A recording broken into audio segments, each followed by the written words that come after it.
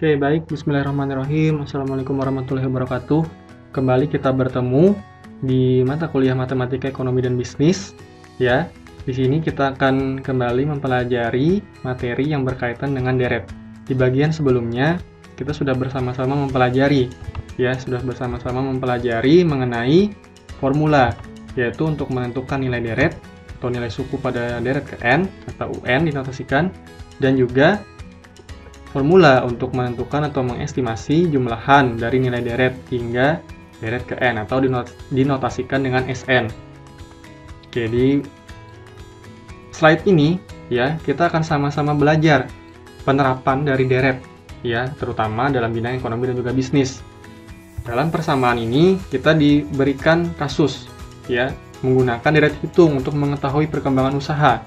Misalnya, perusahaan keramik menghasilkan 5.000 buah keramik pada bulan pertama produksinya. Dengan adanya penambahan tenaga kerja, maka jumlah produk yang dihasilkan juga dapat ditingkatkan. Akibatnya, perusahaan tersebut mampu menambah produksinya sebanyak 300 buah setiap bulannya. Jika perkembangan produksinya tetap atau konstan setiap bulan, maka berapa jumlah keramik yang dihasilkannya di bulan ke-12? Yang pertanyaan kedua, berapa buah jumlah keramik yang telah dihasilkannya selama 1 tahun produksi?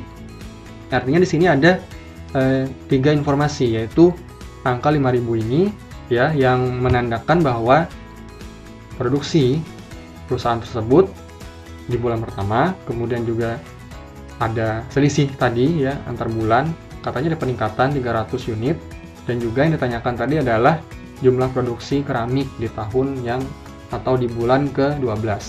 Jadi, bisa kita konversi bahwa pertanyaannya tadi adalah U12, yaitu jumlah keramik yang diproduksi pada bulan ke-12, dan juga S12, jumlah keramik yang diproduksi hingga bulan ke-12, atau pada tahun pertama produksi pabrik tersebut.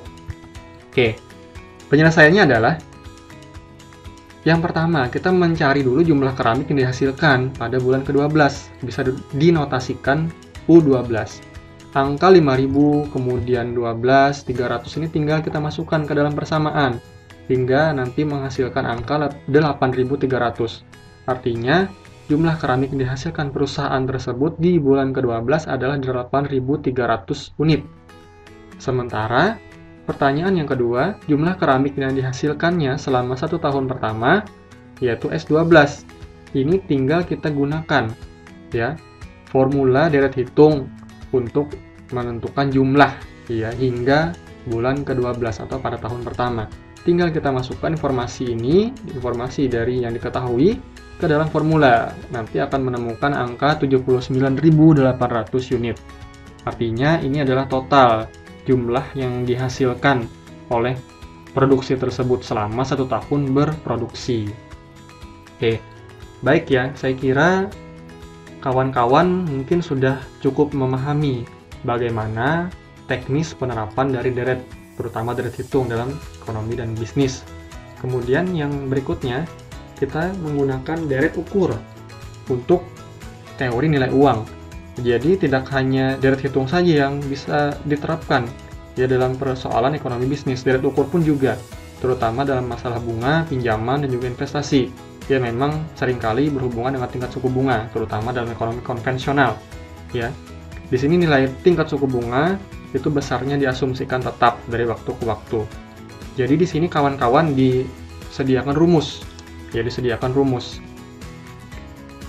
Diberikan informasi bahwa dari rumus tersebut M merupakan periode pembungaan per tahun. Artinya periode pembungaan ini bisa dibayarkan bulanan, bisa juga kuartal atau per 3 bulan atau per semester, 6 bulan sekali, atau bisa juga per tahun. Ya, kemudian ada juga R, tingkat suku bunga per tahun. Kalau ini nilainya tetap, ya. Ada juga PN, yaitu yang ditanyakan modal atau besarnya pinjaman pada tahun ke N atau di masa yang akan datang. Kemudian P0, modal atau pinjaman pada saat sekarang, saat P sama dengan 0. Dan informasi yaitu jangka waktunya, yaitu tahun ke N. Ya. Oke, baik. Untuk mempermudah pemahaman, langsung saja kita mengerjakan persoalan. Jadi di sini ada seorang nasabah yang merencanakan mendepositokan uangnya di bank sebanyak 10 juta rupiah dalam jangka waktu 5 tahun. Tingkat bunga deposito diasumsikan tetap atau konstan sebesar 11% per tahun. Bantulah nasabah tadi untuk menghitung berapa jumlah uang yang ia terima di akhir tahun kelima jika didepositokan dengan pembungaan tiap 6 bulan sekali atau setahun itu 2 kali. Ya. Jadi di sini kawan-kawan diberikan 4 informasi sebetulnya, ya, yaitu nilai deposito sekarang 10 juta, kemudian jangka waktunya tadi, yaitu 5 tahun, dinotasikan dengan N, kemudian M, pembayaran dari depositonya, periodenya, yaitu 6 bulan sekali, ya, sama dengan 2, dan juga tingkat suku bunganya, yaitu 11%, yaitu R. Dan bila dikonversi ke bilangan desimal maka 0,11 ya. Jadi dari 4 informasi ini yang nantinya akan digunakan untuk mengetahui nilai deposito pada akhir tahun yang ke-5 atau P5. Jadi dari rumus yang sudah disajikan di slide pada deret ukur untuk menghitung teori nilai uang ya. Jadi di sana tinggal kita masukkan saja informasi-informasi diketahui ini ke dalam persamaan. Nanti akan diperoleh hasil ya jumlah deposito pada tahun kelima yang dalam hal ini akan menghasilkan nilai sebesar 17.081.444 sekian rupiah ya. Jadi 10 ini Anda peroleh dari M dikalikan N, yaitu periode bunga deposito per tahun dikali dengan periode pembungaan. Ya, nanti akan ketemu hasil 10. Oke, baik ya. Jadi, itu adalah contoh untuk menghitung nilai deposito. Bagaimana kalau untuk menghitung nilai pinjaman? Jadi ini diberikan juga contoh soal. Ya. Jadi di sini Doni meminjam uang dari suatu bank sebanyak 5 juta rupiah untuk jangka waktu 3 tahun dengan tingkat bunga 2% per tahun. Berapa jumlah seluruh uang yang harus ia kembalikan pada saat dilunasi?